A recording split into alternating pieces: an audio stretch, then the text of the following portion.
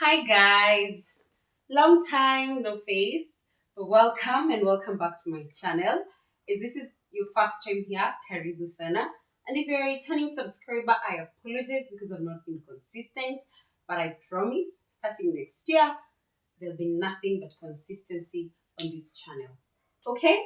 So, have you guys heard about something we call the 4-1 rule when it comes to investing?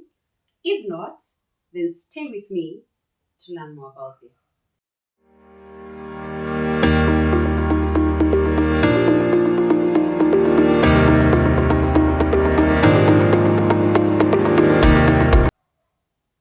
So basically, when we talk about the 4-1 rule when it comes to saving and investing, this is what it means. You see, a full year has 12 months, okay? So what we do, we're going to divide this year into 4 equal months. And so that means for every 4 months, the amount of money that you have saved or invested should be equal to 1 month's worth of your salary. Okay? Let me put it into context. So let's assume that you earn 60K. Okay? What we are saying is by the time you come January, February, March, April, by the time you are at the end of April, the amount of money that you have saved or invested should be equal to 60K. Okay? So this is just to say that for the 4 months, you're able to save 1 month's worth of your salary. And how can you do this? You can divide it equally. For example, you can decide that every month I'm going to be saving 15K, come rain, come sunshine. Okay? Or you can decide on a good month, I'm going to save 20K. On a bad month, I'm going to save 10K. As long as by the time we are in the 4th month, you've been able to save 1 month worth of your salary. This is mostly useful for our salary persons, right? Because you see, when you're in business, it's quite different. And this is just another budgeting rule. We are all used to the 50-30-20% rule, which is okay. As a matter of fact, it's biblical.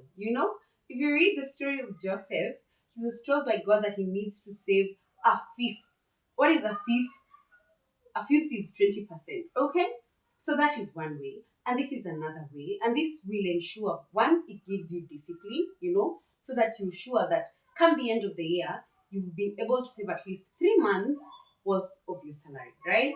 So now, because we are to December and we're coming towards the end of the year, if you look back at the amount you've saved and the amount you've invested, can you really say it was worth 3 months of your salary, like for the whole year? If not, then this is something you need to consider as we are going into the next year, okay? So that you're starting a new year on a new slate. And it doesn't necessarily have to be 4-1. That is just like a standard rule. But you can decide. You can decide to be more frugal, You can decide, what? I'm not going to save 1 month's worth of salary. Say, for example, instead of saving 15K, you can decide you're going to save 20K every other month, right? And then that means by the time you're coming to April, you have at least 1.5 months worth of your salary as your savings and as your investment, okay? This is one way of ensuring that you're disciplined. And come the end of the year when you're doing your audit, you didn't just work, and then have nothing to show for it, okay? So as we are moving towards the festivities, enjoy, have fun. But remember, January is coming and we are starting January with savings. And I'd like us, join me as we try this 4-1 rule so that come December of next year, God willing, when we look back and audit our finances, then we will see we didn't just work and have nothing to show for it. So stay with me. I promise, even as the year begins, I'll be talking to you about now where you can take this 60K because let's be honest, there's a lot of advice online and sometimes you may tend to get confused. So this is for my people who, especially maybe you're in your 30s and you're feeling like you're late, or maybe you do work hard, you're not even feeling like you're late, you're still in your early 20s, you've just started your career. But when you look back, you really can't tell where your money went. This is for us to ensure that we solve those problems. Okay?